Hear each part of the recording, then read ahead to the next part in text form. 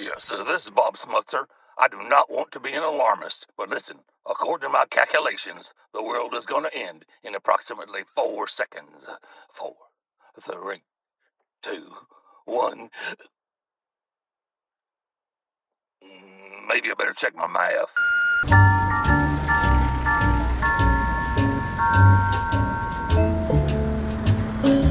Thank you, and hello again, everybody, back here for Thing for a Day, or the Bob and Ray Show. What kind of things are we today, anyway? Well, this gentleman over here says he has to leave, but he was set up for a short interview and demonstration. Dr. Wilford. Would you hop over, sir, please? No, I didn't mean hop, walk. It's a term I use sometimes. Yes, sir. Well, I noticed by your accent that you're an Englishman. Yes, that's correct. I'm from Sinking on the Marsh. Sinking on the Marsh. Yes. I know that's the name of the town, but is it damp in that particular area? Quite, you get yes. Quite a bit of rainfall. Well, what brings you to these shores? I have brought a medieval orchestra to this country. Oh, really? How old is the average musician? No, you don't understand. The orchestra plays old medieval instruments such as the pipes, the recorder, the tabor, lyre. What's that? Lyre. You looking at me? Yes. Well, I haven't said anything. No, that's one of the instruments. Oh, I know. Lyre. Yes. Yes. The clavichord, the harpsichord, and like that. Well, were you invited over here, or did you just come? We just came. And do you plan to be booked into theaters and nightclubs or dance halls or what? Well, we hope to be. We've been in this country 7 months now. Do you knock the rock, sir? Beg your pardon? Do you knock the rock? I mean, do you dig this rock and roll music? No, I don't believe I've heard that one. Oh, it's a new type of music that's very popular here in this country. Yes. Well, I brought along some of the musicians who would be kind enough to give you a demonstration of. Well, how long would it take them to set up, sir? They're all set up. They're all set up? They carry most of their instruments. Okay, well, let's listen. This would be a medieval orchestra. That would be, what, around 14th, 15th century? Yes. Something like? We should like to play I Like the Flowers in the Spring, Opus number 3. Flowers. Good. Gentlemen. They're tuning up now. That's what I suspected, yes. It doesn't do much good. We expect to stand up on the Ed Sullivan Show right after Governor Muskie. Is that so? Yes. Congratulations.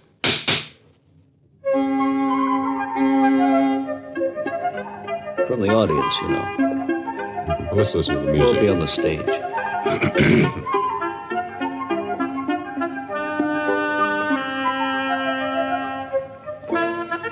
Who's the fat fellow playing the recorder? That's Hartswell. He looks like Friar Tuck in the TV series Robin Hood. Oh, it does? He does. Yes. I might say these are all serious musicians. Your tabor, your clav. And that's it. And That's it, I yeah. love the flowers of the spring. Opus Boy, 3. that's terrible, isn't it? I wonder how the Yes. people ever stood that back in those days. I suppose that's why they went to war so much. Thank you very much. Entirely welcome. Thank you for coming by, Dr. Wilford. What was it, Puddleby? Yes. From Sinking on the Marsh, England. Good luck to you.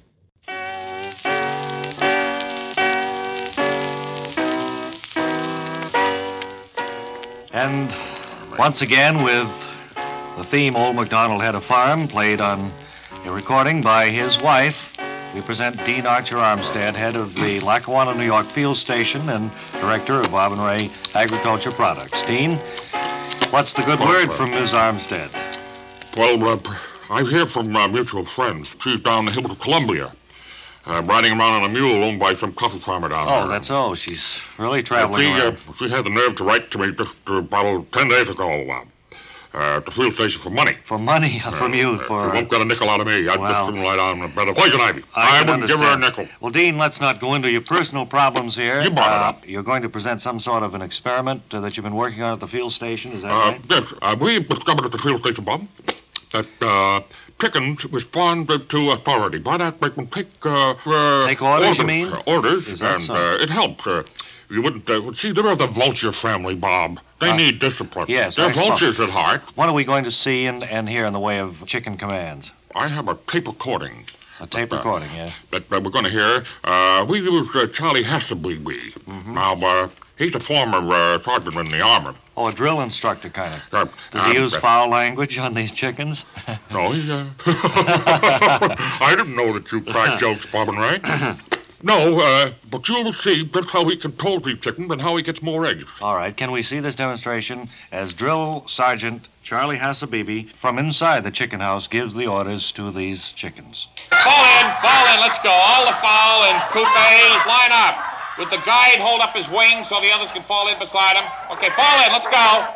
Well, this is amazing. They're standing straighten out at that attention. line. Okay, Pretty ready? much at attention. Front, okay. At ease. Now listen, chickens. When I give you the command, you're to jump up into the nests that you'll see right in back of you and lay eggs. At the count of 1, 2, 3, 4. Is that clear? Any questions in there? Now, prepare to jump into nests. Jump. They're all following that command, all right. Okay, you're all right. At ease in there. At ease. Now, let's prepare to lay eggs. Ready? Lay eggs. Hop, hold, hip, forward, hop, This is hold, really ridiculous, hip, Dean. forward. Now, any chick in there who didn't lay an egg, indicate by clucking once, would you, please? Truly What a amazing. fine bunch of chickens you are. Just about every one of them Now, let me clucked tell you something. We're going to stay here all night till we get some eggs. Now, let's get on the ball. I've got all night. I haven't got any All place right. to go, you know. Will you cut the line Here to we the go. chicken house, please? Dean, that sounds like a pretty chicken outfit to me. Bob, I had no idea that you were a comedian. No, actually, how is the military technique working out at the field station? Well, we found it not working too well. I It's see. still experimental, as you know. You see, you get one bad, unruly chicken, and he can ruin a whole outfit, a whole flock. They become an undisciplined mob. Well, Dean, I'm terribly sorry. Boy, I hope she falls off that mule. You have been listening to the director of Bob and Ray Agriculture, Dean Archer Armstead, head of the Lackawanna, New York field station.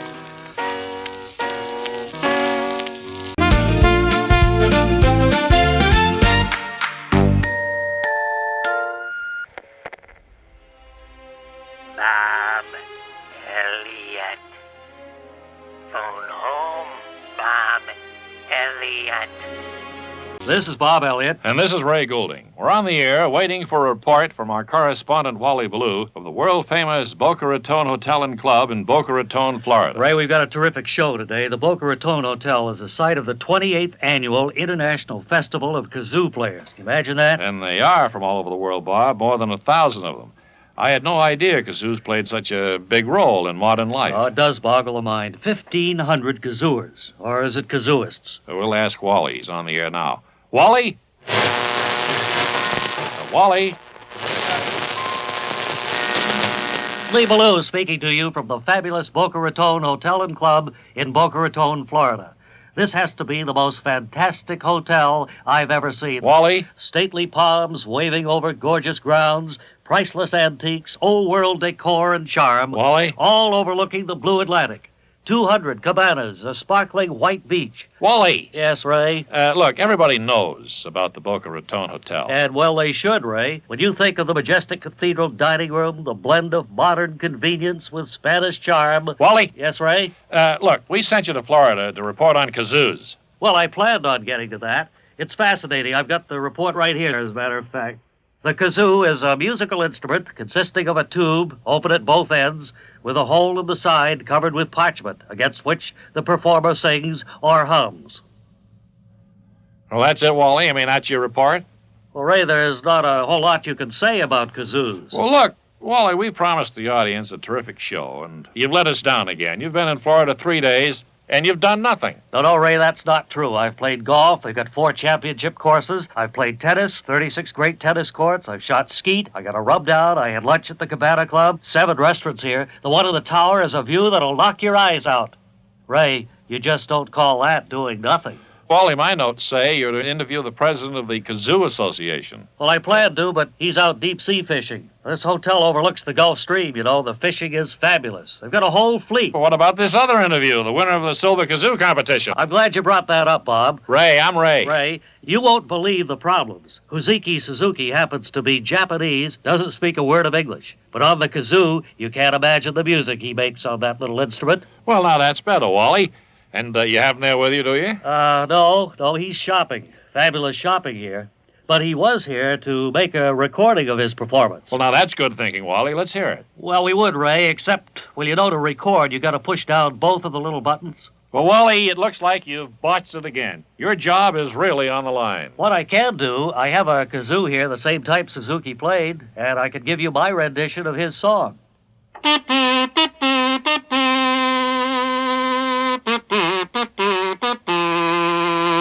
Wait, Wally, I can't believe a Japanese played Tut Tut Tootsie Goodbye. All right, Ray. Actually, he played some dainty little Japanese piece. All I wanted was for you to get the feel of it. Wally, surely you must have somebody there you can interview. Holy No, Ray, I'm standing here all alone outside the hotel's great hall. Wait a minute. Sir? Yeah? I see you're carrying a kazoo. Are you a kazoo player? Oh, nine, my boy. I'm the world-famous psychiatrist, Professor Hummel. Aha. Well, if I may ask, just what's your connection with the kazoo convention? Convention? We don't call them conventions no more. Oh? No, we call them group meetings. It had to do with the wife. Convention, the wife says, whoop-de-doo buster. You ain't going to no convention without me, you know? Well, just what do you do here at the group meeting, then? Well, now, Dumkov, what do you think we do at a group meeting? We sit around and meet in the group. Watch out there. Step aside. Look at that. Those big bookends don't care for nothing. This is Wally Ballou at the Boca Raton Hotel. Say, Wally, can you speak up? We can hardly hear you. It sounds like you're in the middle of a herd of elephants. I can't hear you, Ray. It's this herd of elephants I'm in the middle of. Bob, Ray, they're marching. Would you believe that? 2 by 2 in perfect step into the great hall of the hotel.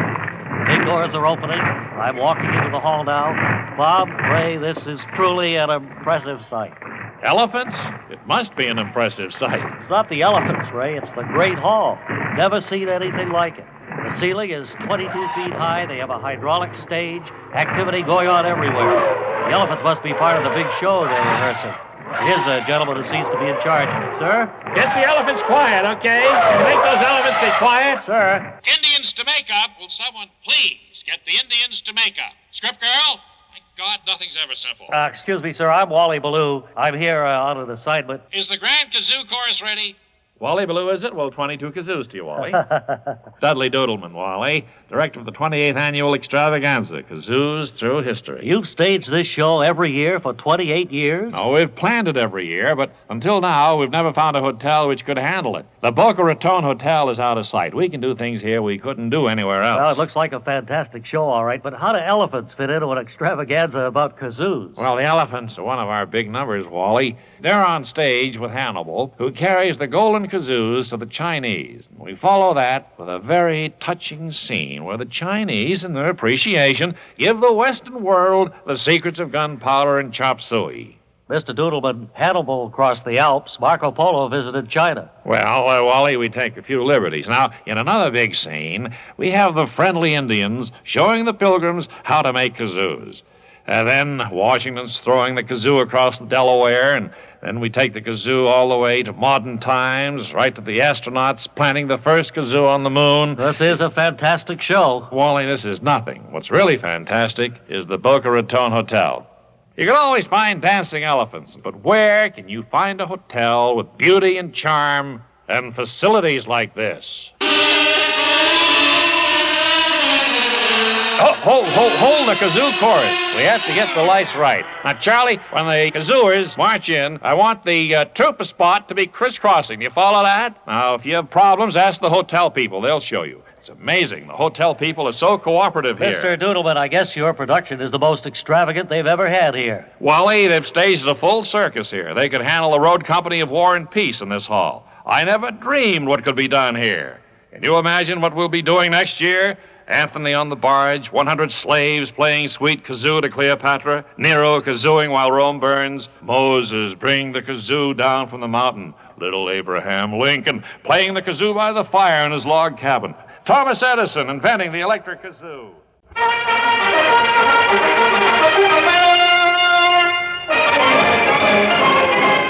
Howdy, this is Lawrence Chuck Peterton, your novice sports reporter, coming to you from our new low-input station here in Elderhide, Montana. And as usual, because of budgetary limitations, our guest today is another sports figure who's had it.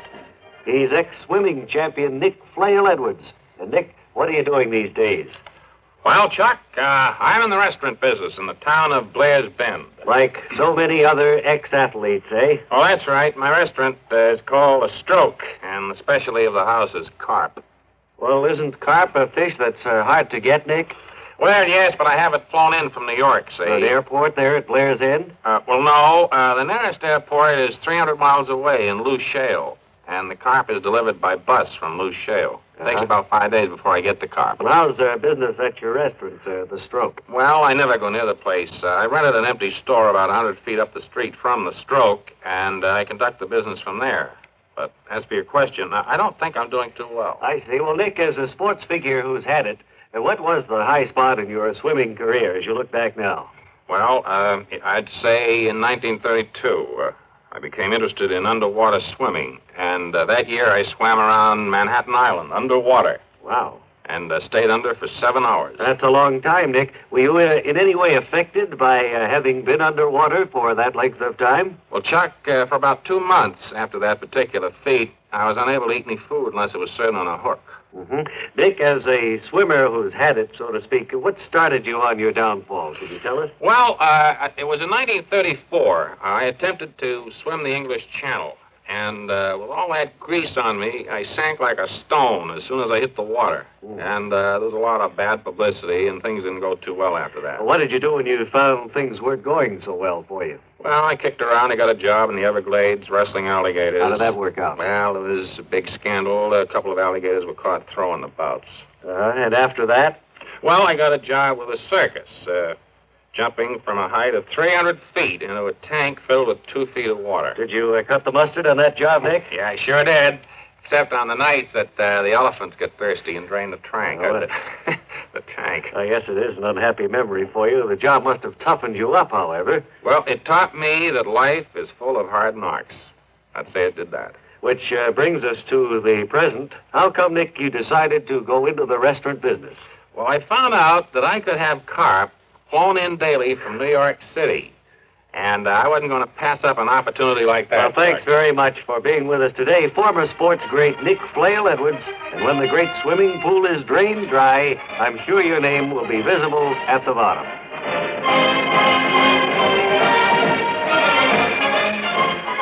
It's time to call in our famous announcer. I don't know if he's been on the show yet, Word Carr. No, he hasn't. I don't think people... I didn't even know he was working again. He's back, and we've assigned him to Hollywood.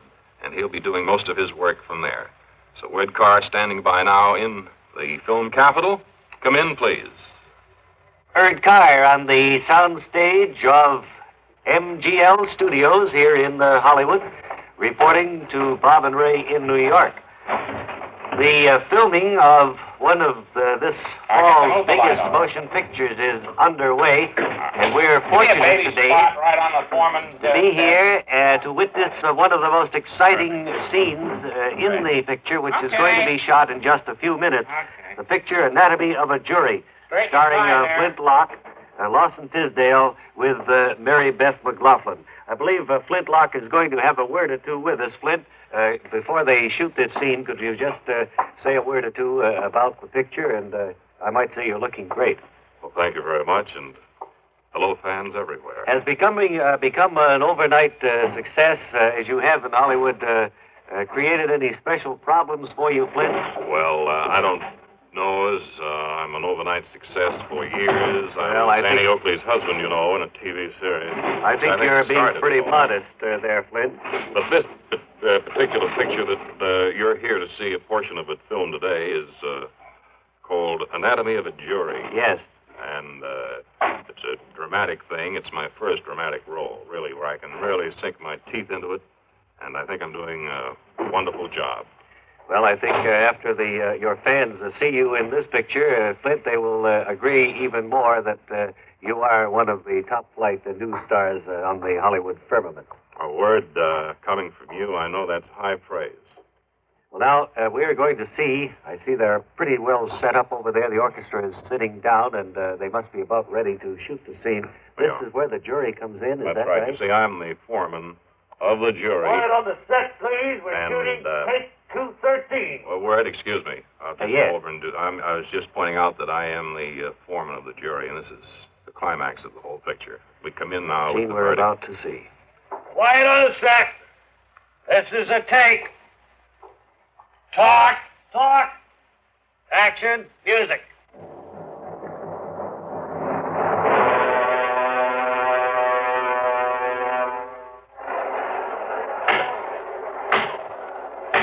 Mr. Foreman, have you reached a decision?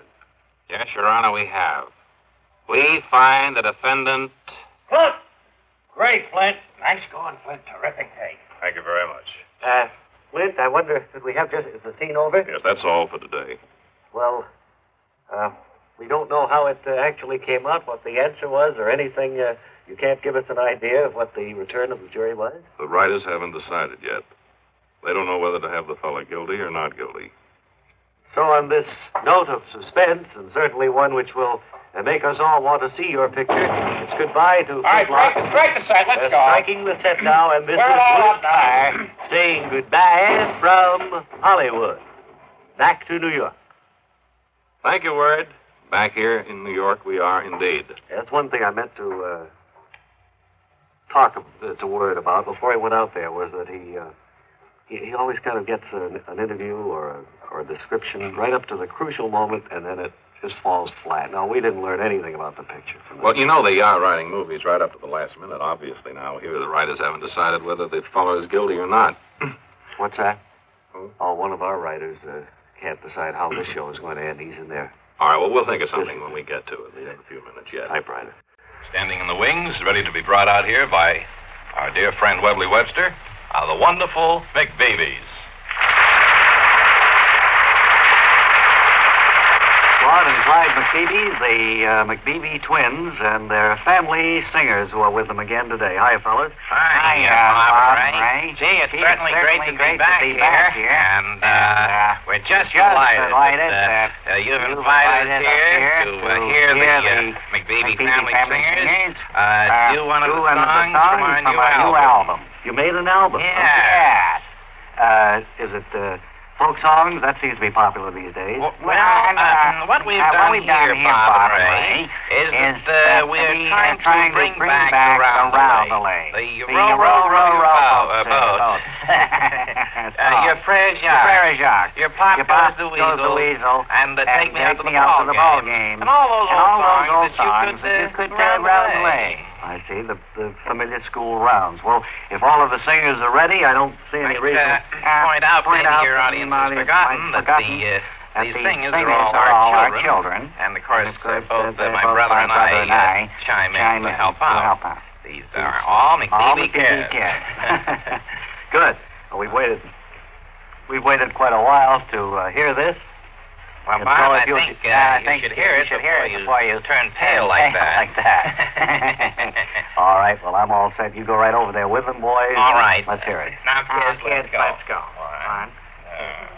Row, row, row your boat gently down the stream. Row your boat gently down the stream. Merrily, merrily, merrily, merrily, life is bright. Row, row, row, merrily down the stream. Merrily, merrily, row your boat gently down the stream. Merrily, merrily, merrily, merrily, life is but a dream. Row, stream, boat, row. Okay. Let them hear it. Really, really wonderful. McBeebe, I know you're under a great strain, but you came through there just A1. Well, we hope you liked it. And the missus sent along this fruitcake for you. Oh, I remember you brought a banana cake last time. Remember that, Ray?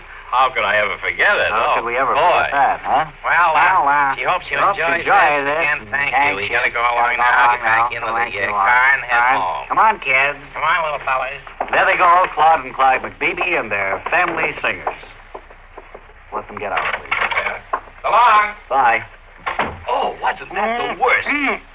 Oh, those people should be shot on sight. A round is not too difficult to sing. A simple one like that. Row your boat. I didn't have the sense to look at the label on that album, but that company must be headed up by some idiot. Either that, or might be their own. Say, Bob and Ray. Forgot this. She also made this little scarf for you, Bob and Ray. Oh, that's wonderful. Thank you. One for each of us, huh? No, forgot. Just one. Just the one. So. All right. Well, thanks anyway. But it's made by the missus' hand. And thanks again for the nice things you said about it. Look at that. Isn't that typical? One scarf for Bob and Ray. How do you like that? Well, you can wear it Tuesday, Thursday, and Saturday. Well, I don't want to try this cake. I know that. Well, did you get wind of it? Yeah, well, after that banana cake. Webley, would you please take this out the door? What do you think? I'm a giant? You can't lift that cake. It is heavy, I know. It's a ton. Plopped it down on the table there. I'll try to get it up. Well, drag it out if you can, will you? All right. That's good. What's in this anyway? Fruitcake, isn't it? Is that what she said it was? Boy, you didn't take the fruit out of the can. No. Okay, standing by now is our favorite all-round weather forecaster, and I understand he's taken on a new facet. It's Clifford Fleming. He's not at Washington anymore. He's living in Manchester, I think. So standing by now in Manchester is Clifford Fleming. On the phone, too. Cliff? Hello, Dave. Hi. Clifford Fleming here, beside the weather blackboard. You might be interested to know, Dave, that spring actually came in yesterday, although this is the first full day of spring. The sun rose at 6:02 this morning, Dave. It'll set at 6:13, or did set, rather, 6:13 this evening. We can look forward to, Dave, next Sunday to a partial eclipse of the sun. Yes. But let's not worry about next Sunday now. What we're mainly concerned with, of course, is the weather right at the... yes, Dave? Cliff? Yes. You've been phoning us now for, must be 5 or 6 years. Right, Dave. And that's the one thing I wanted to talk to you about. I think my name sounds like Dave to you. Isn't it Bob and Dave? No, it's Ray. Oh. R-A-Y. Well, I'm sorry I made that. I hesitate to even mention it because we've let it go for so long. That's good advice for me. Sure. But it isn't really good, is it, for all of us? Well, Cliff... according to the Farmer's Almanac, Dave, this period through the 23rd is going to be clear and cool in Washington and Oregon. Yeah. And eastward over the northern plains, it'll be warmer in the southwest with squalls on the Great Lakes and eastward and showers in South Atlantic states. I think my time is up, Dave. And until next time, remember, in some marriages, most troubles are relative. And this is Clifford Fleming saying good night and have a gasser. Oh, this guy is really ham-boned it up, hasn't he? I wanted to ask him what that new facet was. I guess it was his delivery. Well, it sounds like he's been watching weather shows. Yeah, real folksy. Dear pop, pop, pop, and ray, I hear the tender sigh. Alack, alas, how time doth pass, for now we say goodbye.